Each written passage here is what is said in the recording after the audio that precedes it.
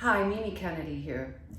I really wanted to make this video and I wanted to say very clearly what I mean. So I've written it down and you'll see my eyes going to my text.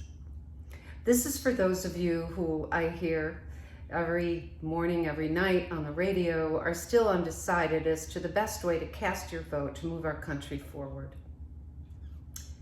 Don't elect the dictator. When I learned as an adolescent that Hitler had been an elected head of state, I was incredulous. I don't know how I learned this. It wasn't from my parents and it wasn't from the nuns who had taught me 12 years of Catholic school.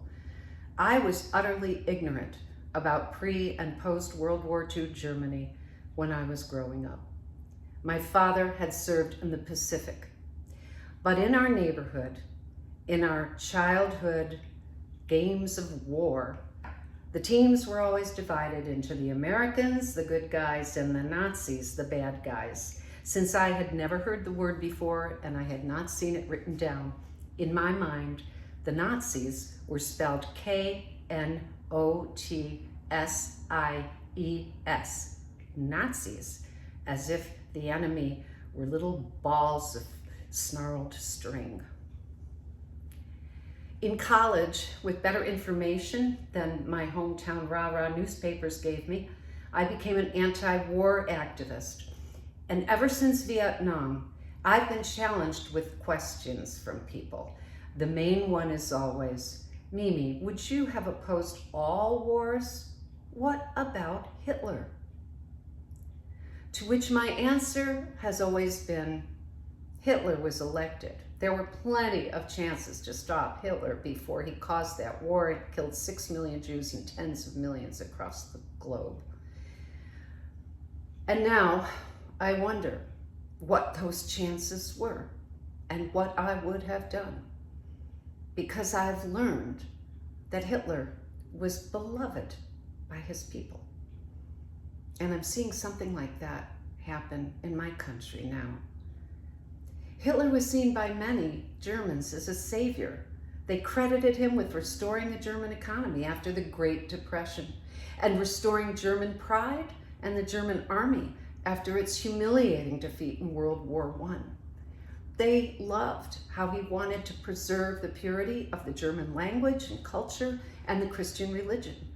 They loved that he hated the people they hated. They hated an elite that they felt looked down on them. Professors, doctors, lawyers, and businessmen. They were all suspect. And since many of them were Jewish, Hitler easily convinced his supporters that Jews were poisoning the blood of ordinary Germans. The oaths of the military and civil service in Hitler's time were changed from loyalty sworn to the country of Germany to loyalty sworn to the individual, Hitler himself. Here's the oath of Hitler Youth. In the presence of this blood banner, which represents our Führer, I swear to devote all my energies and my strength to the savior of our country, Adolf Hitler. I am willing and ready to give up my life for him, so help me God. Alphonse Heck, a former member of Hitler Youth, wrote later of how it caused an eruption, quote, into a frenzy of nationalistic pride that bordered on hysteria.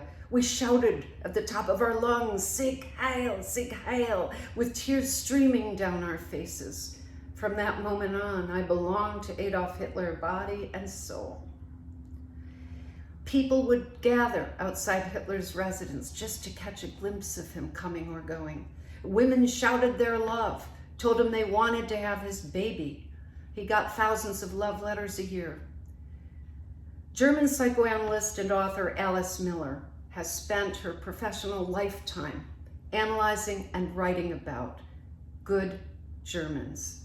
They were consumed with guilt after the war for having allowed the Holocaust, for having ignored and turned the other way. And they were consumed too with shame for the love that they had felt for this man who eventually committed suicide. Their trauma was inherited by the next generation, by their children, and Alice Miller wrote of how that affected Germany too. The dictator's savior's rule did end in suicide of himself and his mistress, Eva Braun, in a bunker, where the generals that our current presidential candidate says he wished he had finally told their leader the truth they'd been afraid to tell him for many months. The war was lost. He had lost. Infatuation with Hitler ended badly for everyone. Our would-be dictator starred on American television for 14 years. That's longer than any American has ever held the White House, including FDR. As a television actress, I know the power of the medium and of the characters we play. Every week of the television season and in reruns, Donald Trump came into people's living rooms, impeccably dressed and made up, judging with great authority and decisiveness the weak and the strong, separating the wheat from the chaff. He conducted elimination rounds that climaxed in drama every week. You're fired. Sometimes he was almost tender, being cruel only to be kind. And the contestants, who were so hopeful for his approval, were bristling in their Hollywood clothes and makeup, and they accepted his word of their unworthiness as final. He was never that man.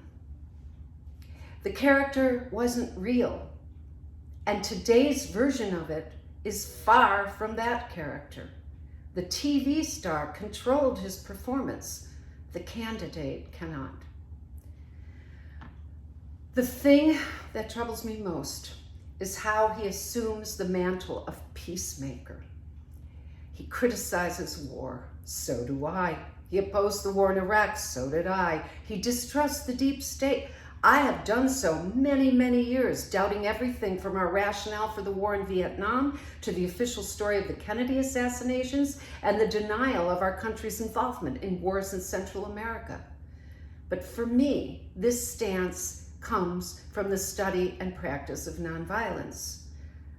Gandhi said that it was in his wish to find the truth that he discovered nonviolence. Because the truth is often so hard to find, you need to practice nonviolence on the way to searching for it.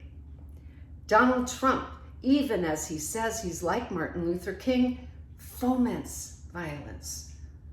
Peace comes from within, extending to action that is effective only when deep roots allow it to be persistent and consistent. A man whose family, businesses, administration, and relationships were and are in turmoil cannot bring world peace. He knows only how to deal with problems by making them go away, as he did on TV, elimination rounds. Certain groups, departments, employees, organizations, individuals, parts of the executive branch, maybe even countries, need to be eliminated before peace can come. You're fired. It seems so simple. A final solution like we've never seen before. Elimination, of course, brings problems in business, government, and marriage. The man's promises are never fulfilled. Peace does not come to others or to himself. Albert Speer, who wrote The Massive Inside the Third Reich, said that as German morale dropped, Hitler's crowds had to be organized because spontaneity no longer drew them. He said Hitler also became angry and impatient when, and I'm quoting, as still occasionally happened, a crowd began clamoring for him to appear, unquote. This echoes ominously with the current Trump rallies, which are shrinking, and where the crowd sometimes waits for hours for him to appear, and when he does, he comes bearing insults. This is a moment for those of you who are still undecided. This is our chance to stop a dictator by not electing him.